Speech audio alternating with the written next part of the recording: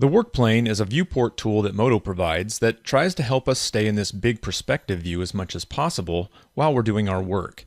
It also makes aligning new geometry to existing geometry easier. And the work plane is this light gray grid that you see running vertically through the world here. And if I rotate around in the viewport, you'll see that it automatically changes its orientation depending on our view. And you can also see a representation of the axis that the work plane is on down here in the lower left hand corner. You can see how it changes depending on how I rotate the viewport. So let's take a look at how this work plane can help us. So let's just grab a cube and start dragging out the dimensions of a box. So I'm going to drag out the first side of my box here. You can see that it has oriented itself to the orientation, perspective, and position of the work plane. Let's just grab our center widget and drag it out. Hit the space bar to drop the tool. I'm going to zoom out a little bit. And now I'm going to rotate my viewport and look down a little bit. The work plane reorients itself. Let's create a new box down here. And now it's using that orientation of the work plane and position. Space bar to drop the tool. But what if you don't want the work plane to jump around as you rotate? What if you just want to lock it to, say, this position right here? Well, the way to do that is to hit the page up key on the keyboard once, or the page down. It doesn't really matter. You hit the page down or the page up once, and it will lock to that orientation. So I'm going to hit the page up key, and now when I rotate around, you'll see that my work plane does not change its orientation. And so now I can go in, grab a cube, drag it out,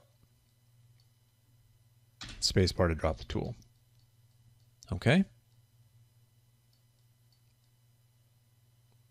All right. So now a couple of things that we can do here is move our work plane up and down its axes by hitting the page up and page down keys again. So if I hit the page up key a few times, you can see that it's moving up. And if I hit the page down key, you can see that it's moving down incrementally. And I can even go down below 0, 0, 0 as well. And now we're back at 0, 0, 0. Okay, so what if we want to reset the work plane back so that it actually does start reorienting itself depending on where we're looking? Well, we can just reset the work plane by going to this work plane dropdown and hitting reset work plane. We can also hit the end key on the keyboard. That's the E and D key on the keyboard. Okay, so now the real powerful part of the work plane is when it comes to aligning geometry. So let's do that.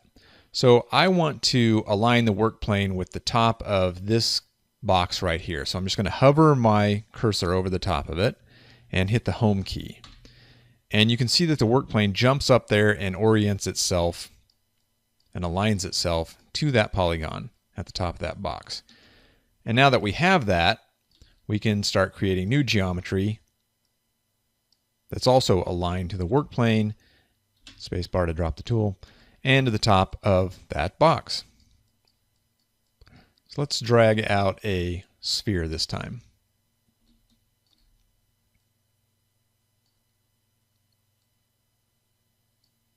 Hit the spacebar to drop the tool.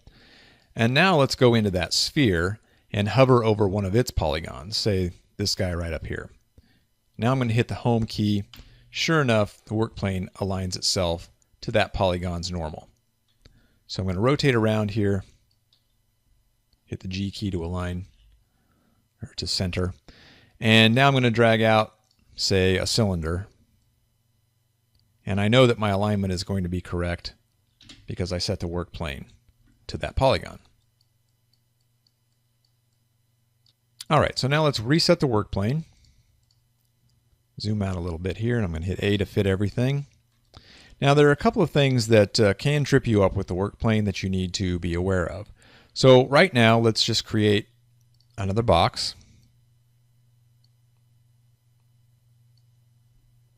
Spacebar to drop the tool.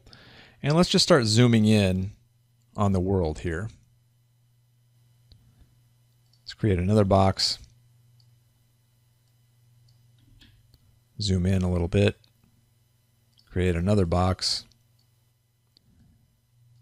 Spacebar to drop the tool. Now let's zoom out and see what happened here. Now remember that the bottom of our box was aligned to the work plane when it was created. But you can see that while these guys were aligned to the work plane, this guy down here seems to be a lot lower than these. And that's because as you zoom in, the work plane will shift its position unless you have it locked using the page up like I showed you before.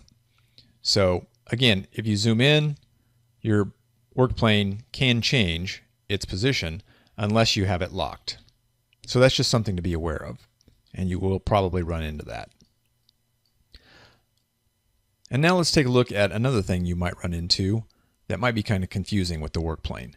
So let's just hover over this polygon, hit the home key, and align our work plane to that top side of the box. And I'm going to zoom in, just drag out a cylinder here. All is well. And now let's reorient our view like this a little bit. Let's drag out another cylinder. And okay, well, doesn't appear to be aligned to the work plane. Let's Control Z to undo that. And this can happen sometimes where when you're at these extreme angles as it relates to the work plane, it doesn't drag out your primitive in the way you think it's going to. So the way to get around that is to always make sure that you're kind of facing straight on to the work plane. It doesn't have to be perfect. It doesn't have to be completely perpendicular, parallel, however you want to look at it. But it just has to be at less of a extreme angle than this. So let's do this. Let's drag out, and now you can see everything is fine. Go this way, drag out, everything not what we expect. So just keep that in mind. I've been using the work plane for a while now, and it's just sort of automatic to me to orient my view so that it's kind of facing the work plane so I don't run into those problems. A couple of other things with the work plane. Let me just zoom out here a little bit. You can hide it just by hitting the asterisk key on the numeric keypad. It just toggles the visibility of the work plane. And you can actually rotate the work plane. So just go up to the work plane drop down, select rotate work plane, and let's just type in 45 degrees. And you see it changes the rotation of the work plane. And this is kind of handy when you're doing snapping, as you can snap to the work plane, and we'll get into that when we start creating primitives a little bit later and get into the snapping tools a little bit later.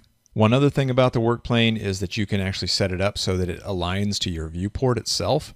So let's just rotate arbitrarily here however we want, and I'm going to hit Control and then the home key, and now it's lined up perfectly with our viewport. We rotate around, you can see it's at an odd angle. Control home, realign it, and now it's aligned to our viewport again. So that's just another tool to be aware of that you can do with the work plane. So that's a quick overview of the work plane, and you can really speed up your workflow when you understand how the work plane works and when you use it to its full potential. Next, we're going to take a look at creating primitives in MODO. And while we've already been creating some boxes and some spheres and cylinders and so forth, we're going to take a look at the tools more in depth and see how creating geometry in MODO is different than creating geometry in Max.